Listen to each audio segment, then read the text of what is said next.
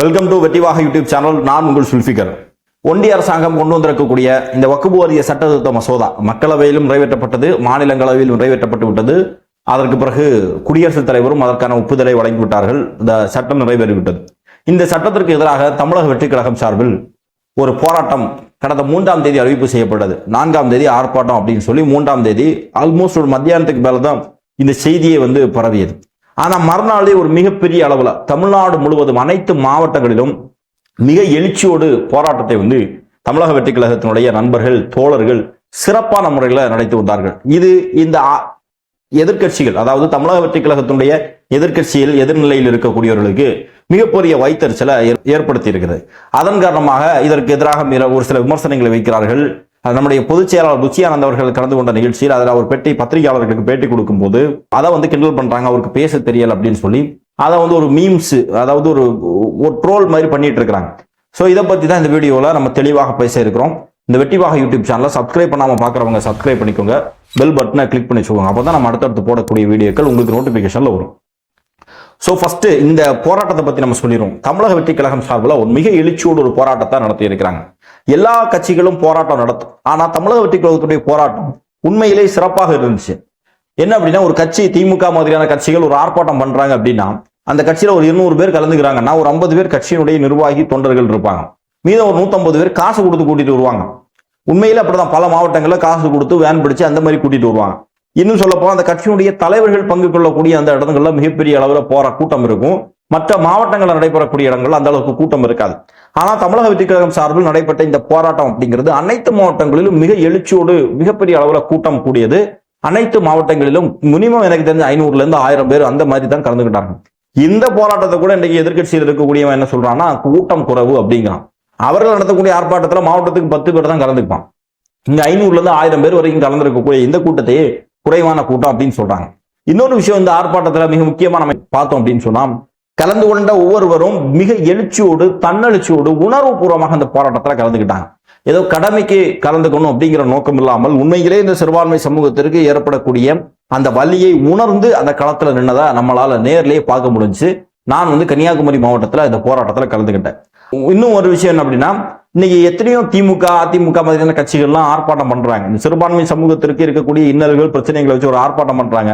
குறிப்பாக முஸ்லிம்களுடைய பிரச்சனையை மையப்படுத்தி ஒரு ஆர்ப்பாட்டம் பண்றாங்க அப்படின்னு சொன்னா, அந்த போராட்டத்துல ஒரு 100 பேர் கலந்துக்கிட்டா ஒரு 80 பேர் அந்த கட்சியில இருக்கக்கூடிய அல்லது பொதுமக்களாக இருக்கக்கூடிய முஸ்லிம்களை தான் கூப்பிட்டு வருவாங்க.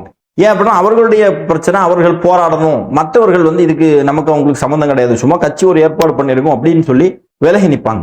ஆனா இந்த தமிழக வெற்றிக் கழகம் சார்பில் ஏற்பாடு செய்த இந்த ஆர்ப்பாட்டத்துல மிகப்பெரிய அளவுல முஸ்லிம் அல்லாதவர்களும் கலந்து கொண்டார்கள். இதுதான் ஒரு உணர்வை ஒன்றிய அரசுக்கே ஏற்படுத்தி இருக்கும். எப்படின்னு சொன்னா, ஒரு முஸ்லிம்களுடைய உரிமை சார்ந்த பிரச்சனை, அந்த பிரச்சனையில முஸ்லிம் அல்லாத மாற்று மதத்தை சேர்ந்தவர்களும் அது தன்னுடைய கடமை சொல்லி அதை உணர்வுபூர்வமாக அந்த நிகழ்வுல கலந்து கொண்டு முஸ்லிம் சமூகத்துடைய உரிமையை பாதுகாப்பதற்கு களத்துல நின்னது. அதுவும் சாதாரணமா கிடையாது. அன்றைக்கு உச்சி வெயில் அப்படி மண்டையை பொழந்துச்சு. அந்த அளவுக்கு மிக கடுமையான வெயில் இருக்கக்கூடிய அந்த நேரத்துல அந்த வெயில்ல 5 நிமிஷம் நிக்கிறதே கஷ்டம். ஒவ்வொரு மாவட்டத்திலையும் 1 மணி நேரத்துக்கு மேல நின்று அந்த வெயில்ல நின்று அந்த கண்டன முழக்கங்களை சொல்லி அந்த போராட்டத்தினுடைய நோக்கத்தை மக்கள் மத்தியில எடுத்து பேசி மிக எழுச்சியோடு அந்த போராட்டத்தை செய்திருந்தார்கள். உண்மையிலே இந்த போராட்டத்தில் கலந்து கொண்ட தமிழக வெற்றிக் கழகத்தினுடைய தொண்டர்கள், தோழர்கள், இந்த நிகழ்ச்சியை ஏற்பாடு செய்த தமிழக வெற்றிக் கழகத்தினுடைய நிர்வாகிகள், அந்த நிகழ்ச்சியில கலந்து கொண்ட பொதுமக்கள் அத்தனை பேருக்கும் நன்றியும் பாராட்டுகளையும் நம்ம வெற்றிவாக யூடியூப் சேனல் சார்பா தெரிவித்துக் கொள்கிறோம். அடுத்து இன்னொரு விஷயம் என்னன்னா, இந்த போராட்டத்தை பத்தி நிறைய விமர்சனங்கள் வருது. குறிப்பாக ஒரு விஷயம் என்ன அப்படின்னா, இந்த போராட்டத்தில் ஒரு சில இடங்கள்ல கைது செய்யப்பட்டார்கள். இந்த கைது செய்யும் போது பல தொண்டர்கள் கைதுக்கு பயந்து ஓடினாங்க அப்படின்னு சொல்லி இந்த மீடியாக்கள்லையும் ஒரு இடத்துல ஒரு வீடியோவை எடுத்து போட்டு ட்ரோல் பண்ணிட்டு இருந்தாங்க. நான் உங்களுக்கு எல்லாம் பதில் சொல்ல வேண்டிய கடமை இருக்கிறது. எல்லா கட்சி நடத்தக்கூடிய ஆர்ப்பாட்டத்திலும் இப்படிப்பட்ட சூழல் இருக்கும். தமிழக வெற்றிக் கழகம் மட்டும் கிடையாது, எல்லா கட்சியும் நடத்தக்கூடிய ஆர்ப்பாட்டத்துல கலந்து கொள்வார்கள். கைது அப்படின்னு சொல்லி வரும்போது ஒரு 10 பேர் போயிடுவாங்க. ஏன் அப்படின்னா, ஒரு 100 பேர் கலந்து கொள்ளக்கூடிய ஆர்ப்பாட்டத்துல ஒரு 10 பேர் பெர்மிஷனை போட்டு வருவாங்க. மத்தியானத்து மேல ஆர்ப்பாட்டத்துல காலைல கலந்துக்கிறோம், மத்தியானத்து மேல வேலைக்கு போகலாம், தொழிலுக்கு போகலாம், இல்லைங்க பிள்ளைங்களை ஸ்கூல்ல எடுக்கணும், இந்த மாதிரி கடமையோடு இருக்கக்கூடியவர்கள் அந்த போராட்டத்துல கலந்துப்பாங்க. கலந்து கொள்ளும் போது கைது அப்படின்னு சொல்லும் போது அவங்க கைதாக மாட்டாங்க. ஆனால் தன்னுடைய உணர்வை அந்த போராட்டத்தில் கலந்து கொண்டு வெளிப்படுத்தி இருப்பார்கள். பல இடங்கள்ல அப்படி தொண்டர்கள் போராட்டத்துல எல்லா கட்சியில சேர்ந்தவர்களும் அப்படி இருப்பாங்க. இருந்து போராட்டம் முடிஞ்சு அவர்கள் விலகி போறத நம்ம களத்துல நாமளே பார்த்துருக்கோம். ஸோ அப்படி இருக்கும்போது இயல்பாக நடக்கக்கூடிய ஒரு விஷயம் தான் அது. ஆனா அதை வந்து இன்னைக்கு தமிழக வெற்றி கழகத்தின் மேல எப்படியாவது ஒரு அவதூற பரப்பிடலாம் சொல்லி கங்கணம் கட்டி கொண்டிருக்கக்கூடிய இந்த கழுகு மீடியாக்களுக்கு இந்த வெறும் வாயில அவுள் போட்டது மாதிரி அந்த ஒரு வீடியோ கிடைச்ச உடனே அதை வச்சு ட்ரோல் பண்ணிட்டு இருக்காங்க. போராட்டத்துக்கு பயந்து விட்டார்கள் அப்படி இப்படின்னு சொல்லி. அப்படியெல்லாம் கிடையாது. இதை விடவும் கடுமையான போராட்டங்களை வருங்காலங்களில் முன்னெடுக்க இருக்கிறோம் அப்படிங்கிறத தெரிஞ்சுதான் நம்ம போராடுறோம். இன்னும் சில இடங்கள்ல வந்து கட்சிக்காரர்கள், அந்த கட்சியினுடைய கிளை மட்டத்தில் இருக்கக்கூடியவர்கள், நிர்வாக இந்த கட்டமைப்புக்குள்ள இருக்கிறவங்களை தாண்டி தமிழக வெற்றி கழகத்துக்கு ஒரு ஆதரவு இருக்கிறது. அப்படி இருக்கும்போது தமிழக வெற்றி கழகம் ஒரு அறிவிப்பு செய்யுது அப்படின்னா அது அந்த போராட்டத்துக்கு கட்சியினுடைய ஆதரவாளர்கள் கொஞ்சம் பேர் வராங்க. அவர்களுக்கு இந்த நிலைப்பாடுகள் எல்லாம் ஒரு சில இடங்கள்ல தெரியாம இருக்கும். அப்படி இருக்கக்கூடியவர்கள் கைது அப்படின்னு சொல்லும் போது இது ஏதோ வேற மாதிரி விஷயங்கள் இருக்குமோ, பிரச்சனை இருக்கும் அப்படின்னு சொல்லி அந்த மாதிரி இருக்கக்கூடிய இடங்களும் இருக்குது. அது மாற்று கருத்தே இல்லை. ஆனா அது வரக்கூடிய காலங்களில் வந்து நிச்சயமாக அது சரி செய்யப்படும். அதுல மாற்று கருத்து இல்லை. தொண்டர்களுக்கு தெரியாது. ஒருவேளை கைது அப்படின்னு சொல்லும் போது அதுல எஃப்ஐஆர் ஆயிருமோ அந்த மாதிரி பயம் இருக்கு. நிறைய இளைஞர்கள் கல்லூரி மாணவர்களாக இருக்கிறார்கள். அவர்களுக்கு எந்த அளவுக்கு மக்களுடைய நலன், போராட்ட களம் இதெல்லாம் முக்கியமோ, கட்சி முக்கியமோ, அதே மாதிரி கெரியரும் முக்கியம். அப்படி இருக்கக்கூடிய பட்சத்தில் அந்த மாதிரி ஏதாவது வந்துருமோ அப்படிங்கிற ஒரு பயமும் இருக்கும். ஸோ அந்த பயத்தை நம்ம பார்க்காம ஒரு உணர்வுபூர்வமா வந்திருக்கான் இல்லையா, அந்த ஆர்ப்பாட்டத்துக்கு ஒரு ஒரு கோரிக்கையை வச்சு ஒரு தலைமை ஒரு ஆர்ப்பாட்டம் செய்யறதுக்கு மக்களுடைய உரிமைகளை பாதுகாக்கணும் அப்படின்னு சொல்லி ஆர்ப்பாட்டத்தை களத்துக்கு வந்திருக்கானே, அதுக்கே அவனை நம்ம பெருமையா பார்க்கணும். ஆனா இந்த சமூகம் எல்லாமே நக்கலும் நையாண்டியும் கேலியும் என்டர்டெயின்மெண்ட்டுமாக பார்க்கக்கூடிய சமூகம் அவனுடைய உணர்வை அந்த மாதிரி பார்ப்பதற்கு தவறு இருக்கிறது. இன்னும் சொல்ல போனா எதிர்கட்சியாக சேர்ந்தவர்கள் இதை வந்து ட்ரோல் பண்றாங்க. அவங்க கட்சியிலையும் இதே மாதிரி நடக்கும்.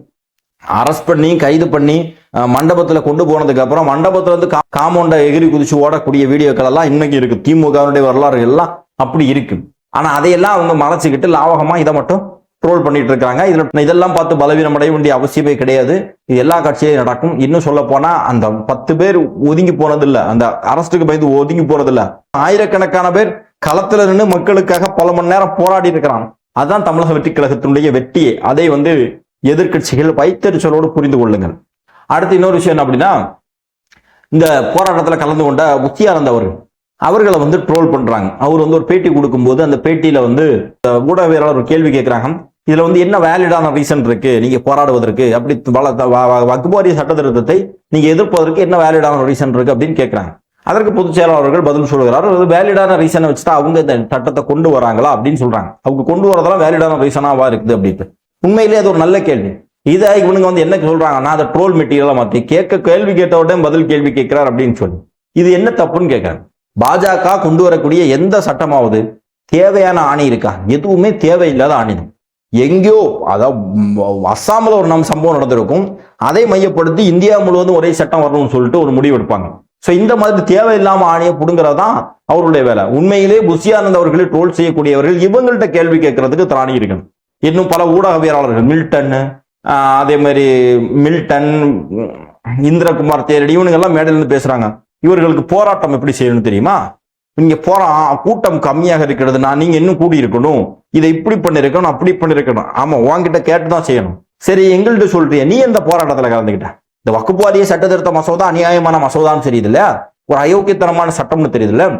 நீயும் ஒரு போராட்டத்துல நிச்சயமாக உன்னுடைய பங்குக்கு, நீ என்னதான் ஊடகவியலாளர்கள் தான் சரி, ஊடகத்துல பேசலாலும் சரி, என்னுடைய பங்குக்கு உணர்வுபூர்வமாக ஒரு மணி நேரத்தை இந்த மக்களுக்காக, இந்த மக்களுடைய உரிமைகளுக்காக செலவிடுவேன்னு சொல்லி களத்துல வந்து நின்றுக்கணுமா வேண்டாமா? அப்படி எங்க செஞ்ச நீ? குறைந்தபட்சம் ஒரு பத்திரிகையாளர்கள் ஒரு 100 பேரை அதை கூப்பிட்டு பத்திரிகையாளர் சார்பாகவது ஒரு போராட்டத்தை முன்னெடுத்திருக்கணுமா வேண்டாமா? அதை செய்யாம போராடக்கூடியவன ட்ரோல் பண்ற வெக்கமா இல்ல உங்களுக்கு எல்லாம்? இதுல என்ன விஷயம் அப்படின்னா, பொதுச் செயலாளர் முஷியானந்த் அவர்கள் மேல மிகப்பெரிய அளவு இவர்களுக்கு எல்லாம் ஒரு வைத்தறிச்சலோட இருக்கிறாங்க. ஏன் அப்படின்னா, சாதாரணமாக இருந்த ஒரு நபர், நேற்று வரைக்கும் சாதாரணமா இருந்த ஒரு மனுஷன், திடீர்னு பாத்தீங்கன்னா ஒரு பொதுச் செயலாளர், அடுத்த தமிழகத்தினுடைய அரசியலை, தமிழகத்தினுடைய தலைவிதியை தீர்மானிக்கக்கூடிய இடத்துல இருக்கக்கூடிய ஒரு மிகப்பெரிய கட்சியினுடைய தலைவராக, பொதுச் செயலாளராக இவர் இருக்கிறாரு. இன்னைக்கு திமுக துரைமுருகன் இருக்கிறார், அந்த அளவுக்கு மவுஸ் இல்ல. இன்னும் எல்லா ஒவ்வொரு கட்சியிலையும் ஒவ்வொரு நிர்வாகிகள் பொதுச் செயலாளர் யாருன்னே தெரியாது. அப்படி இருக்கக்கூடிய இடத்துல ஒரு பொதுச் செயலாளராக இவர் இருக்கிறார். அவருக்கு கீழே லட்சக்கணக்கான தொண்டர்கள் இருக்கிறார்கள். சொல்றத உடனே கேட்கறது மாதிரியான தொண்டர்கள் இருக்கிறார்கள். இங்க பாத்தீங்கன்னா அப்படி எல்லாம் கிடையாது. ஒரு போராட்டம் செய்யலான்னு சொன்னா காசு கொடுங்கன்னு கேட்பான். அந்த மாதிரி இருக்கிறான் திமுக தொண்டர்கள். ஆனா இங்க அப்படி கிடையாது. இந்த விஷயத்தை வலியுறுத்தி போராட்டம் செய்யலாம்னா உடனடியாக களத்தில் இறங்கி போராடக்கூடிய, களத்தில் இறங்கி செய்யக்கூடிய செயல் திறன் மிக்க செயல் வீரர்கள் கொண்டிருக்கக்கூடிய ஒரு கட்சி. அந்த கட்சியில ஒரு பொதுச் செயலாளர் சாதாரண ஒரு நபருக்கு கிடைத்திருக்கு அப்படிங்கிற வைத்தறிச்சலையும் பொறாமையும் அவர்களுக்கு பயங்கரமாவே இருக்குது. எப்படியாவது தமிழக வெற்றி கழகத்தை வீழ்த்தணும்னு நினைக்கக்கூடியவர்கள் புஷி ஆனந்த் அவர்களை டார்கெட் செய்திருக்கிறார்கள். அவருக்கு பேச தெரியல, இந்த ஏற்கனவே பொதுக்குழுல பலூன் விஷயம் பேசினது, அவர் பலூன் விஷயமா பேசினாரு. ஒரு நபர், அந்த நபரனுடைய டெடிகேஷன், அவரு தளபதி மேல வைத்திருக்கக்கூடிய அன்பினுடைய வெளிப்பாடு எப்படி இருக்கு பாருங்க அப்படிங்கிறத அந்த நபரை சொல்லும் போது, ஏன்னா அவருடைய மாவட்டத்தில் நடந்திருக்கு அந்த நிகழ்வு, அந்த மாவட்டத்தில் நிகழ்வு நடந்திருக்கு, அந்த நிகழ்ச்சியை முழுக்க முழுக்க அவர் ஏற்பாடு செஞ்சிருக்கிறார். அப்ப அந்த நபரை பத்தி பெருமையா சொல்றார், தளபதி மேல இந்த அளவுக்கு அன்பு வச்சிருக்கிறார் அப்படின்னு. அதை போய் ஒரு ட்ரோல் பண்றானுங்க. ஆனா அதை தாண்டி எவ்வளவு விஷயங்கள் பேசுறாரு, அதை பத்தி பேசுறதுக்கு அவங்களுக்கு திராணி இல்லை. இந்த இடத்துல இப்படி அவருக்கு பேச தெரியல அப்படின்னு, பேசவே தெரியாவிட்டா கூட அரசியலுக்கு வரக்கூடாதா? இப்படி பேசி பேசிதானே இந்த நாட்டு மக்களை இத்தனை வருஷம் ஏமாத்துனீங்க. பேசக்கூடியவன், பேச தெரிஞ்சவன் போய் பேசுவான், பேச தெரிஞ்சவன் இன்னைக்கு ஒண்ணு மாதிரி பேசுவான், நாளைக்கு ஒரு மாதிரி பேசுவான். இதை சீமான் பேசுவாரு, அண்ணாமலை பேசுவாங்க, எடப்பாடி பழனிசாமி, இந்த திமுக இருக்கக்கூடிய முக ஸ்டாலின், உதயநிதி, இவங்க எல்லாரும் கொடுத்த பேட்டி பாருங்க. ஒரு முறை ஒண்ணு மாதிரி பேசுவாங்க, இன்னொரு முறை இந்த மாதிரி பேசுவாங்க. அப்ப பேச தெரியாது அப்படிங்கறதுல முறை, பேசுற விஷயம் எப்படி இருக்குது, அந்த எப்படி நம்ம ஃபாலோ பண்றோம் அப்படிங்கறத முறை. இவங்களுக்கு வாய் இருக்கு, பேச தெரியும் அப்படிங்கிறதுக்காக கண்டதையும் உளறி கொட்டக்கூடியவர்கள் எத்தனையோ பேர் இருக்கிறோம். எந்த அளவுக்கு மோசமான வார்த்தைகளை பேசக்கூடியவர்களெல்லாம் பார்க்கணும். அந்த மாதிரி எல்லாம் ஒரு விஷயம் புஷி ஆனந்த் அவர்கள் சொல்லலையே. இந்த போராட்டத்தினுடைய நோக்கம் என்ன, தேவை என்ன அப்படிங்கிறது எல்லாருக்குமே தெரியும். அதான் ஒரு வெளிப்படுத்துறான். எல்லாத்தையும் கூட ஒரு திறமைசாலி, களத்துல நினைக்கக்கூடியவர், ஒரு பொதுச் செயலாளர் அப்படின்னு சொல்லிட்டு அப்படியே பந்தாவா கர்வமா அப்படியே பார்த்துட்டு போகக்கூடிய நபர் கிடையாது. களத்துல நிற்கிறார். மேல் மட்டத்திலிருந்து கீழ் மட்டம் வரையிலும் இருக்கக்கூடிய தொண்டர்களோடு அந்த அளவுக்கு அட்டாச் ஆகிருக்கக்கூடிய ஒரு நபர் புஷி ஆனந்த் அவர்கள். எந்த நிர்வாகிட்ட கேட்டாலும் இப்போ வெளியே இருந்து பேசக்கூடியவங்க அந்த கட்சிக்கு புஷி ஆனந்த் ஆபத்து, அவரால் தான் பிரச்சனை அப்படி இப்படின்னு சொல்றாங்க. நிர்வாகிகளிடம் இங்க இருக்கக்கூடியவர்கள் கேட்டா இல்ல, சூப்பர் ஆளு, நம்மளோட அவ்வளவு ஐக்கியமாக இருக்கக்கூடியவர், அவ்வளவு ஸ்நேகமா இருக்கக்கூடியவர்கள் சொல்லி அவரை பத்தி சொல்றாங்க. அந்த அளவுக்கு ஒரு நல்ல மனுஷன். அதன் காரணமாக தான் தளபதி அவர்களும் அவரை கூட வச்சிருக்காங்க. அது தெரிஞ்சுக்கிட்டே தான் அவரை எப்படியாவது பலவீனப்படுத்தணும், அதன் மூலமாக இந்த கட்சியை எப்படியாவது உடைச்சிடலாம், சிதைச்சிடலாம் அப்படின்னு சொல்லிட்டு ஒரு மறைமுகமான அஜெண்டாவோட தான் இந்த ஊடகங்களுடைய துணையோடு இன்றைக்கு இந்த எதிர்கட்சிகள் களத்தில் இறங்கியிருக்கு. நிச்சயமாக அவர்களுக்கு அந்த சதியும் தோல்வியில தான் முடியும் அப்படிங்கிறத இந்த வீடியோ மூலமாக தெரிவித்துக் கொள்கிறோம். அன்பான சகோதரர்களே, இந்த வீடியோ சம்பந்தமாக உங்களுடைய மேலான கருத்துக்களை பதிவு செய்யுங்கள். உங்கள் நண்பர்களுக்கும் இந்த வீடியோவை ஷேர் பண்ணுங்க. அடுத்து என்ன தலைப்புல பேசணும் அப்படிங்கிறத கமெண்ட் பாக்ஸ்ல பதிவு பண்ணுங்க. நிச்சயமாக அது சம்பந்தமாக பேசுவோம். நன்றி.